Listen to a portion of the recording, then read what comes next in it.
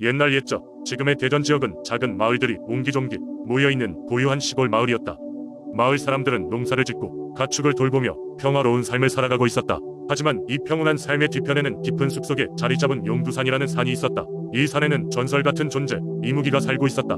이무기는 용이 되기 직전 단계에 있는 신비로운 생물로 거대한 뱀의 형상을 하고 있었다. 용두산의 이무기는 주로 사람들이 눈에 띄지 않게 숨어 있었지만 때로 산 아래 마을에 나타나 무서운 소문을 낳곤 했다. 사람들은 이무기가 날씨를 주관하고 마을에 자연재해가 일어나면 이무기 은우용을 풀어줘야 한다고 믿었다. 마을 사람들은 해마다 용두산의 이무기에게 음식을 바치는 제사를 지냈다. 그들은 가장 푸짐한 음식을 마련하여 산 기슭에 장대한 상차림을 차려놓고 이무기가 이 음식을 받아들여 마을에 복을 내리기를 빌었다. 제사를 지내는 날이면 어김없이 산에 짙은 안개가 드리웠고 마을 사람들은 이를 이무기가 기뻐하는 신호로 받아들였다. 그러던 어느 해 마을에 큰 가뭄이 닥쳤다. 농작물이 말라가고 강물은 바닥을 드러냈으며 사람들은 점점 더 절망에 빠졌다. 마을 원로들은 이 가뭄이 이무기의 노여움 때문이라고 여기고 더욱 정성스러운 제사를 준비했다.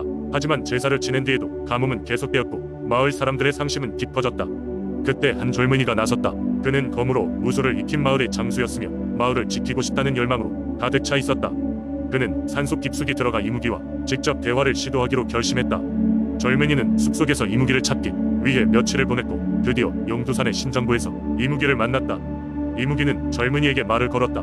너희들의 제사는 받고 있지만 마을의 불화와 싸움에 더 이상 눈 감고 있을 수 없구나. 서로 믿지를 못하고 남을 탓하는 마음이 가뭄의 원인이라네. 이무기의 말에 젊은이는 깨달았다. 마을 사람들은 점점 소홀해진 유대감과 불신, 이기적인 마음 때문에 이무기 노여움을 샀던 것이었다. 젊은이는 마을로 돌아와 이무기의 메시지를 전달하고 사람들은 변화하기 시작했다. 서로를 믿고 돕기 시작하자 놀랍게도 하늘이 흐려지더니 비가 내리기 시작했다. 마을 사람들은 이무기에게 다시금 감사의 제사를 지냈고 이무기는 마을을 지키는 수호자로서의 역할을 다하며 조용히 용두산으로 돌아갔다. 그 이후로도 용두산의 이무기는 마을과 함께하며 사람들의 화목을 지켜주었다는 이야기가 대전에 전해지고 있다. 이무기가 실제하는지는 알 수 없지만 사람들이 마음을 하나로 모으는 것이야말로 진정한 힘이라는 교훈을 남긴 이 이야기는 대전에서 오랫동안 전해지는 민속 신앙의 한 자락으로 남아있다.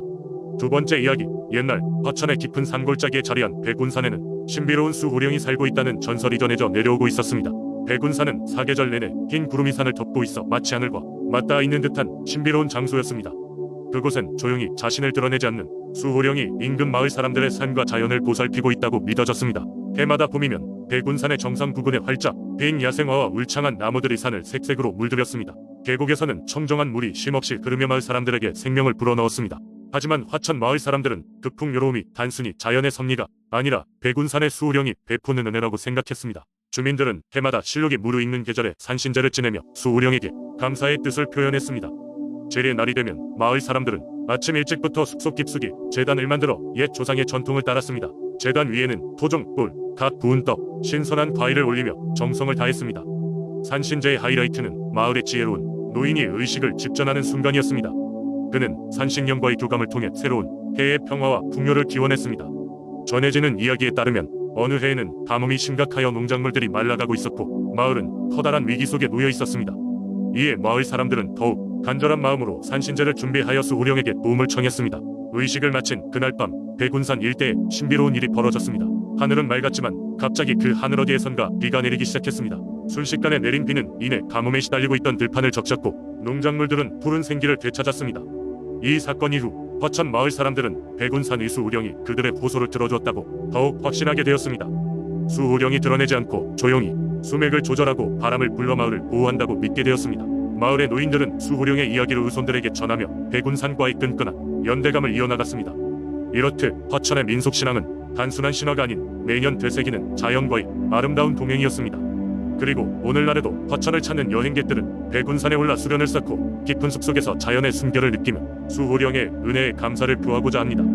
이처럼 백운산의 수호령 이야기는 화천 지역의 문화와 신앙 속에서 중요한 위치를 차지하고 있으며 사람들은 이 전설을 통해 자연과 조화를 이루며 살아가는 법을 배우게 됩니다.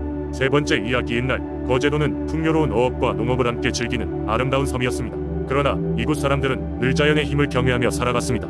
거제도의 중심에는 팔령산이라는 웅장한 산이 자리하고 있었는데 이 산은 산신이자 용왕으로 여겨지는 존재가 다스린다고 믿었습니다. 팔령산의 용왕은 바다의 기운을 관장하며 계절을 변화시키고 바다의 고깃대를 몰고 오는 역할을 했습니다. 매년 어부들은 수확기를 맞아 바다로 나가기 전에 팔령산에 올라 용왕대제를 지내곤 했습니다. 이 제사는 마치 산과 바다의 경계가 허물어지는 듯한 신비로운 순간이었습니다. 제사의 주된 의식은 팔룡산 정상에 있는 용왕의 석상 앞에서 이루어졌습니다.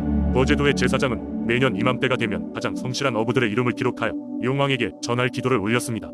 이때가 되면 거제도의 여러 마을은 활기가 넘쳤습니다. 제사를 준비하기 위해 남자들은 산으로 나무를 하러 가고 여자들은 맛있는 음식을 준비했습니다. 이들 음식은 제사에 바쳐진 후마을 사람들이 나누어 먹음으로써 공동체의 결속을 다졌습니다. 제사의 날이 되면 해가 떠오르기 전 말끔한 의복을 입은 모든 마을 사람들은 팔룡산으로 모였습니다. 엄숙히 치러지는 제사의 시작은 제사장이 용왕의 석상 앞에서 향을 피우고 바다의 평안을 기원하는 기원문을 읽는 것이었습니다. 그리고는 정성스럽게 마련된 음식을 차례로 올리며 남녀노소가 나누어 앉았습니다. 이때 가장 경건한 순간은 제사장 이바 달을 향해 5번 절을 하며 축복을 비는 시간이었습니다. 마을 주민들 가운데 특별히 노래를 잘하거나 악기에 재능이 있는 사람들은 즉석에서 용왕을 위한 연주와 노래를 선보였습니다. 이때 불리는 노래는 주 바다의 용왕에게 바치는 찬가였으며 깊은 밤까지 사람들의 합창이 이어졌습니다. 이때는 바다의 파도가 고요에 잠긴 듯 잔잔해지곤 했고 달빛은 마치 용왕이 모습을 드러내는 것처럼 은은하게 비쳤습니다. 제사가 끝나고 나면 마을 사람들은 용왕이 바다의 평온을 가져오고 물고기를 무사히 잡을 수 있도록 항상 감사하는 마음을 품습니다. 팔룡산의 전설에 따르면 용왕대제에 참여하여 온 마을과 함께 용왕을 기리면 반드시 한 해 동안 풍요롭고 안전한 항해를 할 수 있다고 믿었습니다. 이러한 전통과 신앙은 거제도의 문화적 정체성을 지키는 중요한 역할을 해왔으며 지금도 팔룡산은 거제도 사람들에게 신성한 장소로 남아 있습니다. 네 번째 이야기 양구는 수많은 산과 물로 둘러싸인 지역으로 옛날부터 자연을 숭배하는 민속신앙이 깊게 뿌리내려져 있었다. 그 중에서도 가장 유명한 이야기로는 산령각의 전설이 있다. 이 이야기는 양구의 한 높은 산에 위치한 신비로운 산령각과 관련된 이야기로 수백 년 동안 전해 내려오고 있다.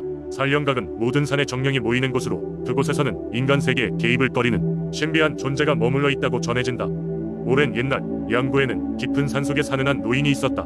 그의 이름은 박노인으로 산속에서 초라한 움막을 짓고 혼자 생활하며 자연을 벗삼아 지내고 있었다. 박노인은 사람들과 교류하는 것을 별로 좋아하지 않았으나 그의 마음속에는 항상 자연의 신비를 향한 경외심이 자리 잡고 있었다. 그는 그저 하루하루 산과 함께하며 무심한 나날을 보내고 있었다. 어느 날 산속을 걷던 박노인은 우연히 무언가 이상한 기운을 느끼게 된다.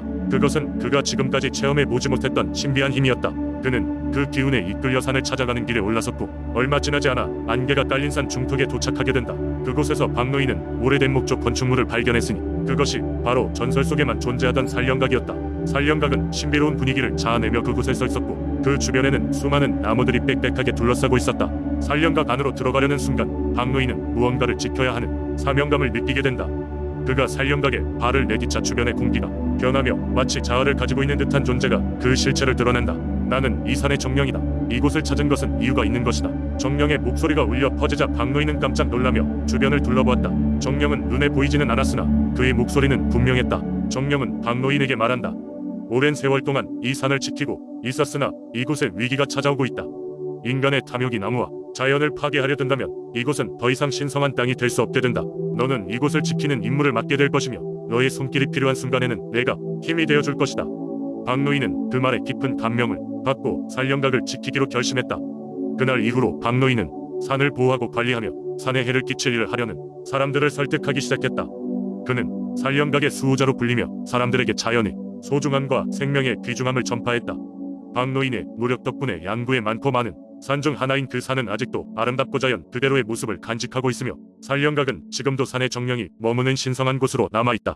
박노인의 전설은 사람들 사이에서 구전되며 양구의 민속신앙의 중요한 이야기로 지금까지 전해지고 있다. 이런 이유로 양구 사람들은 산과 자연을 경외하고 그곳에 대한 예의를 잊지 않으며 살아가고 있으며 그들의 신앙은 자연이 주는 혜택에 대한 감사의 표현으로 이어지고 있다. 산령각은 단순한 장소가 아닌 양구의 정신을 상징하는 신성한 유산으로 남게 된 것이다.